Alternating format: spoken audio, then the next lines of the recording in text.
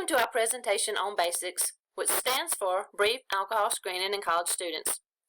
This is a skills-based curriculum that aims to reduce harmful alcohol consumption and problems in college students. The information you will see and hear is in hopes to help you avoid problems with alcohol use. It is a known fact that college students experiment with alcohol.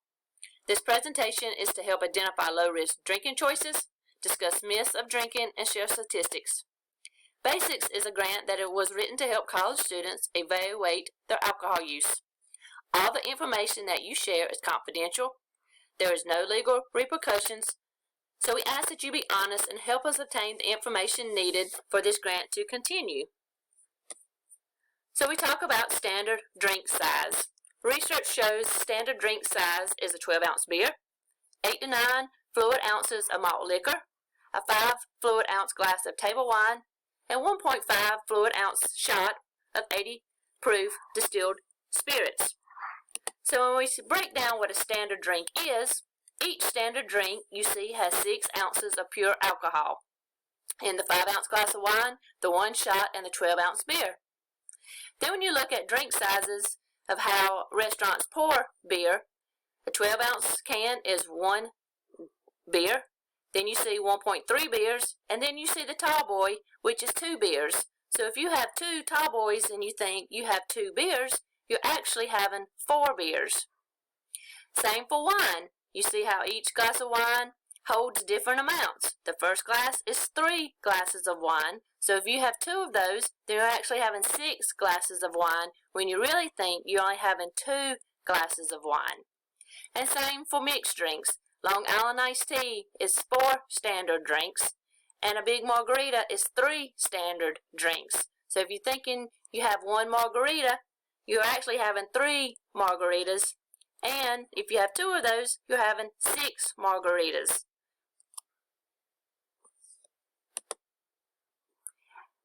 When we look at how impaired you are, you can see from mild impairment goes from a 0 blood alcohol level up to a 0.5 blood alcohol level. Increased impairment goes from a 0.6 blood alcohol level up to a 1.5 blood alcohol level. Severe impairment occurs when your blood alcohol level is between a 0.16 and a 0.30. And life-threatening is when your alcohol blood level is between a 0.03 and a 0.45. And in South Carolina, it's illegal to operate a vehicle while under the influence of alcohol and drugs. And if you have a blood alcohol level content of at least a 0.08 or higher, it is assumed that you are driving under the influence. So then we look at quantity and frequency of our drinking. If we look at 0 per day, of course no alcohol problems, and we live longer than people drinking 3 or more drinks per day. If we look at 1 standard drink per hour, more than 1 drink per hour increases the risk for impairment problems. If we look at 1 to 2 standard drinks per day, does not increase risk for most people, and they live longer than those drinking 3 or more standard drinks a day. If we look at more than 2 standard drinks daily, there's increased risk for health problems. Shorter lifespan is average. The higher the quantity, the frequency above 2, the higher the risk of impairment problems. And then more than 3 standard drinks on any day have higher rates of health and impairment problems. For those who die from alcohol-related causes, they die on average about 30 years sooner than normal. And 1,825 college students between the ages of 18 and 24 die from alcohol-related unintentional injuries, including motor vehicle crashes. I'm Mary Lee, personal counselor at USCL. So maybe some of you are wondering, well, what does this have to do with me? A lot of people think that drinking alcohol is a rite of passage, just something you do when you get to college. We see it in the movies, on the shows, in social media that drinking alcohol is commonplace when you get to college. This, in conjunction with having more availability to alcohol, makes the likelihood of drinking alcohol more common. You may be underage, but there are other people on campus that are probably not, or that they know somebody that can get alcohol. So, availability, access, and college culture can actually lead to more alcohol consumption. You also have more freedom and unstructured time when you get to college, which might mean less parental control, less parental monitoring. So the likelihood of students drinking alcohol is heightened because you have more access. It is the norm and it is available. There are also some motives when it comes to drinking alcohol. For instance, some people believe that they're more social, they're funnier, and they're just fun to be around if they're drinking. So they view it as an enhancement to their social gatherings. Some people drink alcohol because they believe it helps to numb down any uncomfortable feelings that they might experience. There's a chance that drinking alcohol is seen as a way to fit in because everybody else seems to be doing it. So you may conform to the group. Some of you might be curious about what I'm saying. Others might be like, yeah, okay, whatever. Others might be rolling their eyes at me. But before you write this all off, let's take a look at some of the numbers. Because numbers don't lie. About 1 in 4 college students report academic consequences from drinking, including missing class, falling behind, doing poorly on exams and assignments, and receiving lower grades overall in comparison to their counterparts that did not drink alcohol. About 20% of college students meet the criteria for an alcohol use disorder.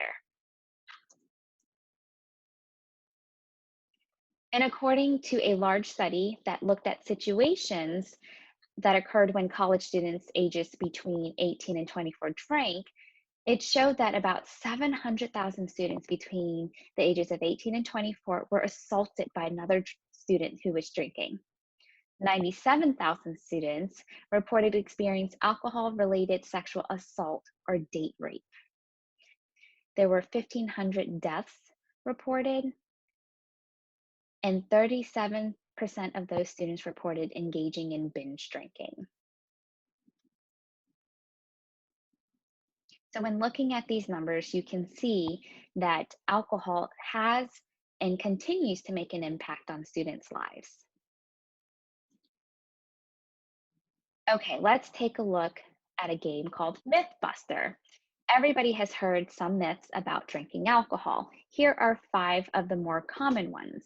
And we're going to take a look at each one, and I want you to see if you can guess whether it's true or a myth. The first one is, well, everyone else is doing it. Myth. 40% of college students drink alcohol on a regular basis. So if you do the math, you'll see that there are more students saying no than they are saying yes. Regular use of alcohol impacts your thinking and affects your physical health. So stand with the 60% if you'd like. You might be glad that you did. Myth number 2. If I want to fit in, I need to drink. Myth. Drinking alcohol is not the only way to fit in on campus. You are in control of your life and your body. When you decide that you will not drink, stand by your decision and learn to say no. And because we know that 60% are not drinking, make it easier on yourself. Hang out with the people who are abstaining from drinking and will support your decision. Myth number 3.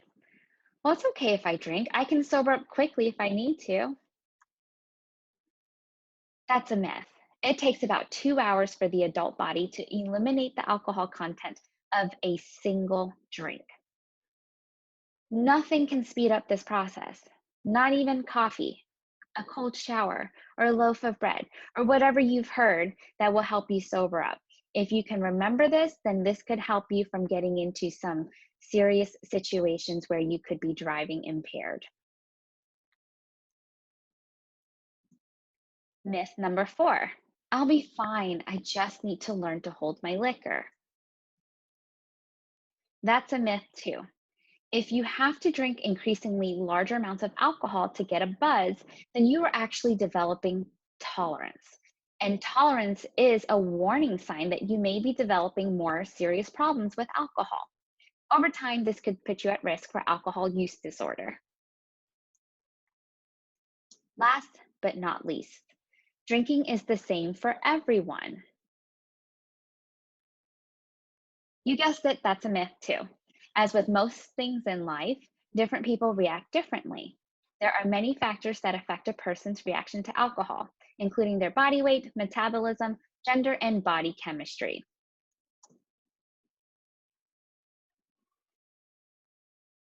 Now, whether you are drinking or not drinking already, we want you to know some of the risk factors for drinking alcohol. This is family culture and history. Depending on how your family views alcohol, whether they encourage it, support it, or allow it, all of those things could impact your likelihood to drink. And whether your family members have a history of alcohol use disorder, that also could increase your chances. Using drinking as a way to cope with difficult situations. We know that our lives will always have some sort of difficult situation that brings about uncomfortable feelings. And if we turn to drinking as a means to cope, then we know that we may do that for a really long time and cause some harm to ourselves. Personality factors like neuroticism, extroversion, sensation seeking, and impulsivity are all factors that can lead to alcohol consumption. Using other substances can actually lead to drinking alcohol. Oftentimes, smoking cigarettes and drinking alcohol go hand in hand together, so they can increase the chances. Social influence. Your peers and who you hang out with are actually the greatest predictor of alcohol consumption. And last but not least, location. Research has shown that there's a relationship between where you live and the amount of alcohol you consume. People who live in a small rural town like Lancaster or other surrounding areas have shown to have higher consumption rates as opposed to people who lived in the Midwest.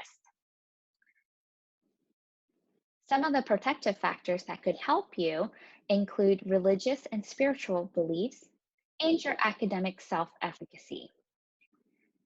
So maybe some of you are still eye rolling at me.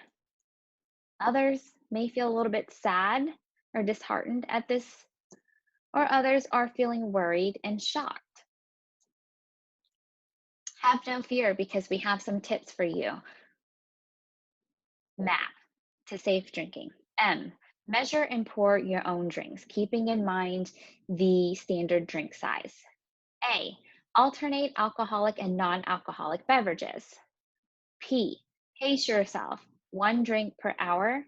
P, plan how you will get to and from your destination.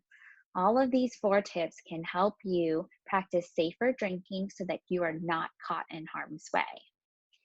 Also, use a buddy system, not only for safety measures, but also to be accountability partners.